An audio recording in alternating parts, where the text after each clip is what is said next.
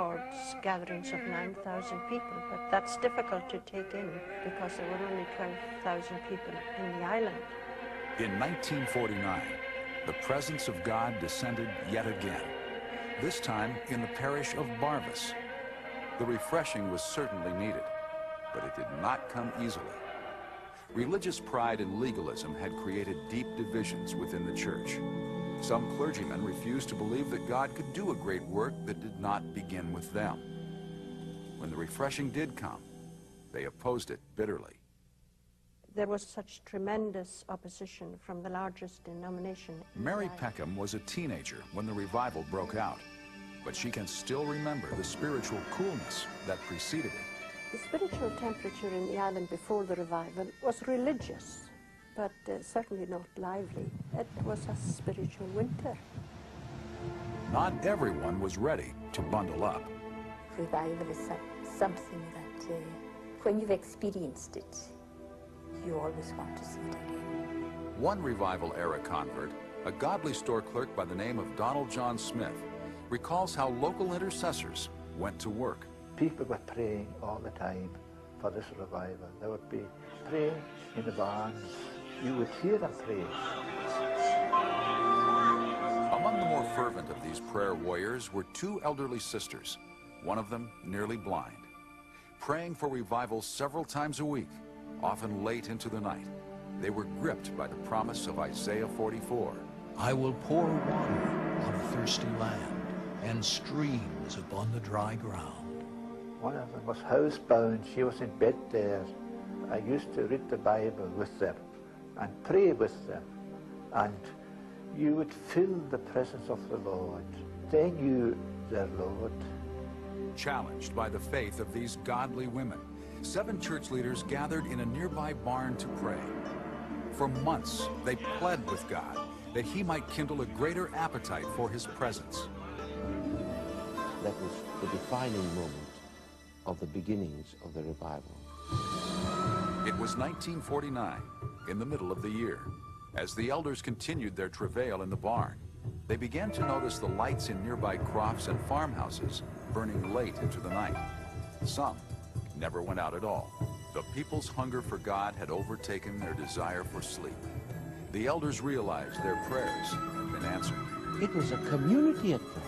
Their faces would be tear-stained. There was such an expectancy, such a desire. And these prayers were travailing. They were painful prayers. Such a longing that God would come. And God answered. With nothing more to delay him, Jehovah drew near. Something very significant had happened the previous night. There was something quite strange, almost eerie, in the atmosphere in the house. We felt this power, and afterwards, even the dishes were clattering. It was as if the Lord came down with a mighty wind. The house shook with the power of prayer and the presence of the Lord. And people were afraid because this was a supernatural happening. The Shekinah glory of God descended upon the community. A tangible, supernatural light hovering around many of the farmhouses. There was lights coming on houses. The glory of the Lord was just shining around about them. They were all stunned. They couldn't say a word. What could they say?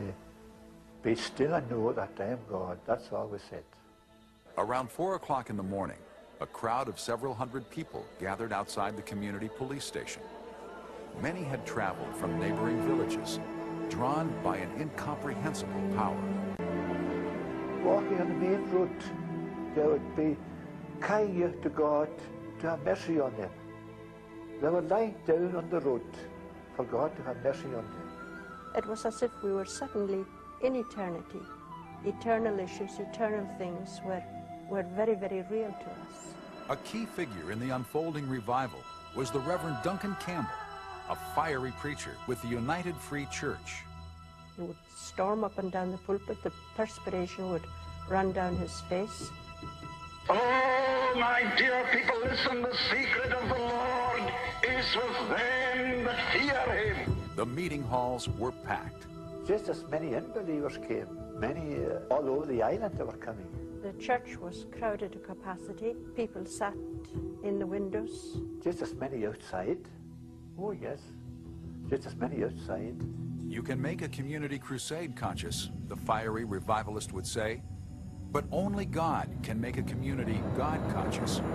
You see, the presence of God puts to flight program. Not an evangelist, not a special effort, not anything at all organized on the basis of human endeavor, but an awareness of God that gripped the whole community.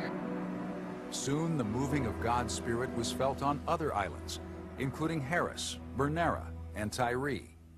But it was the revival on North Uist that Jean Blanchard remembers best.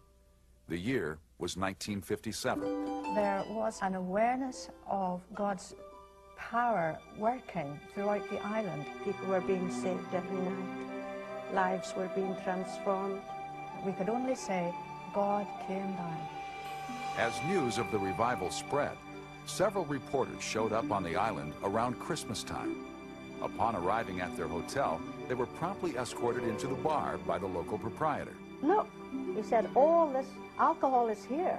He said, the people are not coming. They're going to the meetings. The revival meetings had just spoiled their sales. Similar complaints were heard all over the islands. Lifestyle was changed, all right, there's no doubt about that. The drinking houses of the village, they gradually disappeared one by one with the power of the revival. It affected the whole community. You couldn't be indifferent to what was happening. It was as if there was a canopy of an awareness of God over the whole island. And there was a complete transformation. And the people in the world knew it. God had come. That was the answer.